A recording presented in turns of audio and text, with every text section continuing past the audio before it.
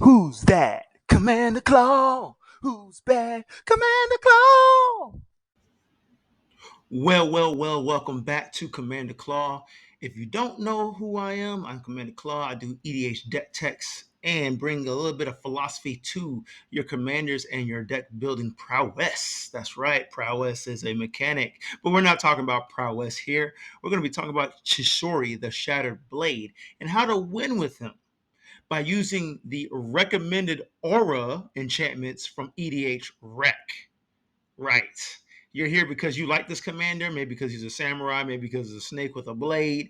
I never knew snakes had arms and legs, but now they do in this world of Magic the Gathering. But anyways, back to him. He is a 4/4 body, red green, two colorless to cast Snake Samurai legendary creature. He says whenever an aura or equipment enters the battlefield under your control, create a 2/2 red spirit creature token with menace. His second ability. At the beginning of your end step, put a +1/+1 counter on each modified creature you control. Let's move right to the good point here. How to win. How to win. Let's not waste time. All right. So we have impact trimmers. If you don't know what this card is, this is one of the most popular ways to win in several type of decks as long as you have creatures entering the battlefield.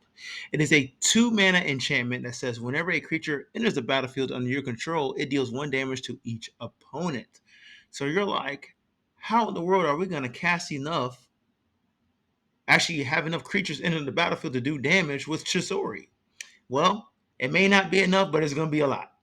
Let's see. The second card you're going to need is probably Bergi, God of Storytelling. It is a 3 mana legendary creature, God on a 3/3 body. She says, whenever you cast a spell, add red mana. Until end of turn, you don't lose this mana as steps and phase end. Creatures you control can boast twice during each of your turns rather than once. We're not worried about the second ability here. We're worried about the first one. So whenever we cast a red spell, we get a red mana. That's super important because the most popular recommended aura enchantments for Chisori the Shattered Blade on EDHREC are these: Crown of Flames and other red auras that have returned Crown of Flames to its owner's hand. Note the red mana activated ability costs. You're going to need red mana to do this. And Crown of Flames, it's fire breathing technique, right? So you enchant your creature for 1 red mana, and you can pump them up by tapping red mana, giving +1/+0 to end the turn. That is great when you're swinging with your commander if you plan on doing commander combat damage. But really, it's going to shine by tapping another red mana to return Crown of Flames to its owner's hand. And you can do this at instant speed. What does that mean? At instant speed, if someone plans on destroying your commander or exiling your commander, if you have a red mana available, you can return Crown of Flames back to your hand, keeping it safe and sound momentarily. So we're going to be moving on to cards like Crown of Flames that can be used to put back into your hand and cast several times in order for you to put these 2/2 red spirit creature tokens into play. First off, we have Crown of Flames. I'm sorry, I already did this, but this is for those people who've been skipping the video and you skip to this part, skip to this part. So pretty much I have not an infinite combo, but a way to win by using Crown of Flames and cards that return the aura enchantment back to your hand. So every time you cast Crown of Flames, because it's an aura, you create a 2/2 red menace creature or red spirit creature with menace from Chisori, which triggers the impact trimmers to deal 1 damage to each opponent. And you're hopefully doing this as many times as possible due to your limit of red mana. Okay, for those who skipped the video.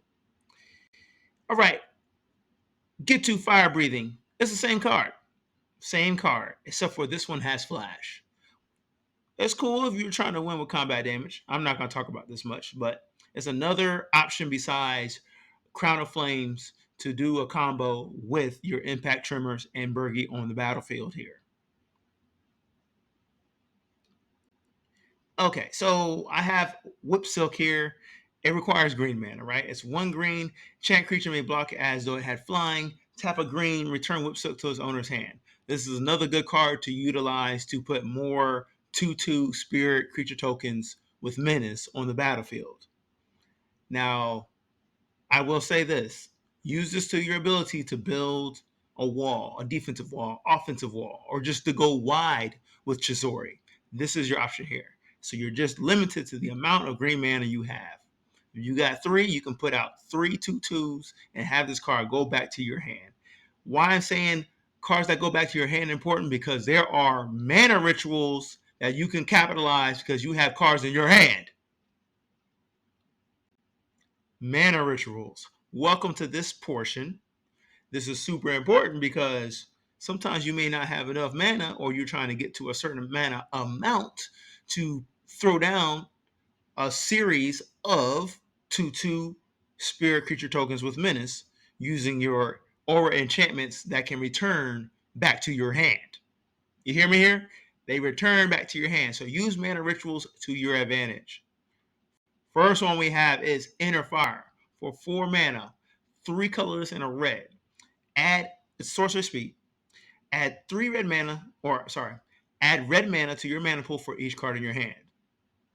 Why is this good? Because all those aura enchantments that have to go back to your hand, you can capitalize on them and have a full stocked hand. So even if you only got 3 green and 1 red and you need to make red mana, bam, Inner Fire is your answer, because you got possibly, maybe 4 cards in your hand, and you can convert 3 of those green mana into 4 red mana total, letting you cast Crown of Flames 2 times.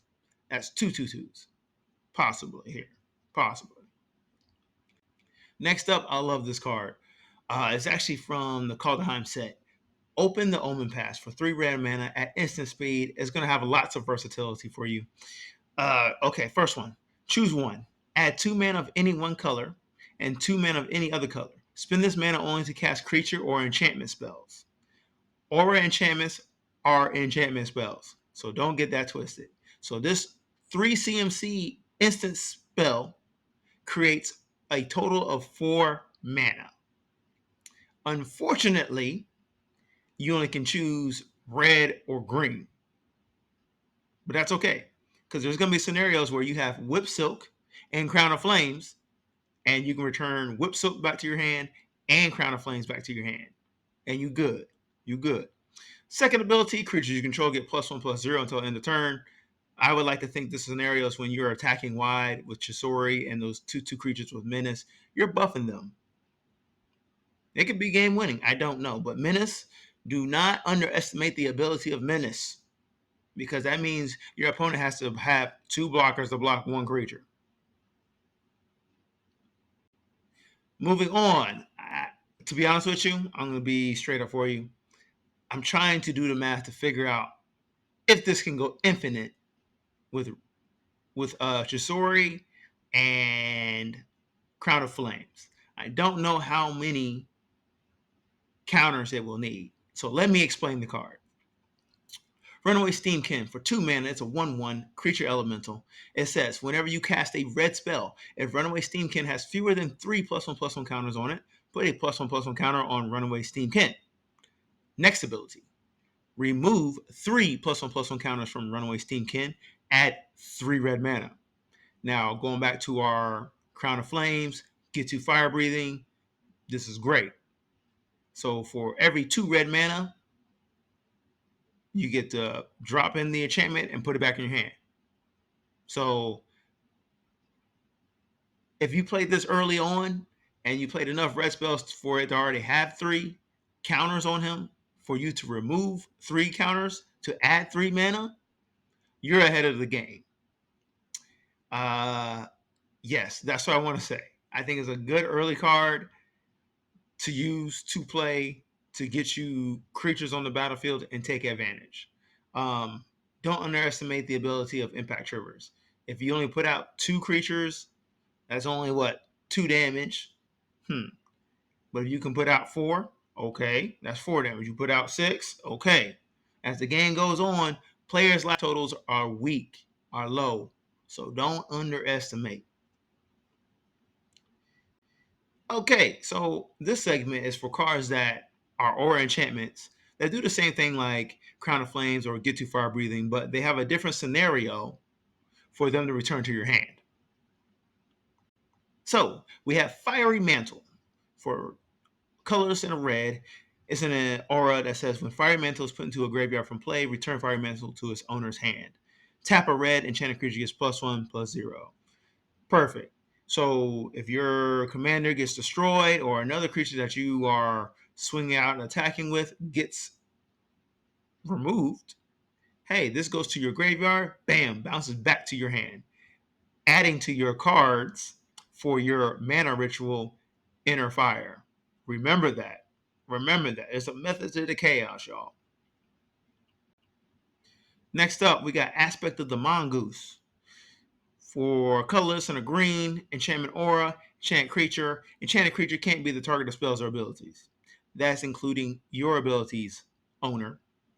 It says when Aspect of Mongoose is put into a graveyard from play, return Aspect of Mongoose to its owner's hand. To be honest with you, I like this card because there's just going to be times where you don't want your commander off the battlefield. And realistically, it can't be destroyed or exiled if you have Aspect of Mongoose on it. Only way your commander can be removed is by a board wipe, whether it's exiling all creatures or destroy all creatures. Or if they destroy the enchantment, then target your commander. That sounds like a great deal for you if that ever happens, where they've wasted that many spells and abilities just to remove Chisori the Shattered Blade. But anyways, just a caveat. If you have this attached to Chisori and his second ability where it says if you control a modified creature, put a +1/+1 counter, that still triggers and you will be able to put a +1/+1 counter on Chisori. All right, next card is Rancor. It's another aura enchantment. Enchantment creature gets +2/+0 and has trample. When Rancor is put into a graveyard from the battlefield, return Rancor to its owner's hand. Cool, another one. But it's low CMC here. All these, when these cards are put into the graveyard from the battlefield or return to the owner's hand, you want these to consistently put 2/2 spirit creature tokens onto the battlefield. They're low CMC, so you can always continuously build an army each turn. Build an army. So if a player is not trying to attack you and control your army, Chisori can go wide. It just takes some time. However, keep low CMC aura enchantments, which I've done for you today. All right, amazing value. I think these are just some random cards that I need to give you because you're gonna fall in love with them. No more BS. Let's go. All right, Mark of Fury. Yes, it's recommended on EDHREC. The good thing about this card, it is free to return back to your hand. Let me read it. For 1 red mana, enchanted creature gains haste. Okay, let's say Chisori has been removed and you cast him with command attacks for a second or third time. Bam, 1 red mana, he's coming in the battlefield with haste. At the end of turn, return Mark of Fury to his owner's hand. This serves multiple purposes. That means you can attach another aura enchantment to another creature, giving it haste. And this card also counts as another card in your hand for your Inner Fire sorcery spell, where you add red mana for each card in your hand. Okay, this is a new card from the Assassin's Creed set. I think it's very powerful. Yeah, I can't say it's an auto include, but once I read this to you, you might find space for it. Okay, the Azir Escape Valhalla. Did I say that right? Valhalla. All right, it's a saga. The first one says exile a permanent card from your graveyard. You gain life equal to its mana value. Second saga. Put a number of +1/+1 counters on target creature you control equal to the mana value of the exile card. Okay, so if you exile a 4 CMC card, you gain 4 life, and you put 4 +1/+1 counters on a creature. That's a pretty good buff for a 3 CMC saga. Not bad. All right, on to the third chapter. It says return the Azir Escape Valhalla and the exile card to their owner's hand. What? So not only did you remove the card from your graveyard put it into exile, preventing it from being removed if an opponent removes your graveyard. That's clutch. You get to bring it back to your hand. Then this enchantment goes back into your hand. Another great card to add to your inner fire sorcery spell to add more red mana to your mana pool. Hey man, y'all can thank me later. Thank me later. If you like to thank me, just go ahead and hit that subscribe button or comment below. Either one. I'm trying to give y'all some good nuggets for this awesome commander from Kamigawa. Arigatou gozaimasu. Sayonara, suckers.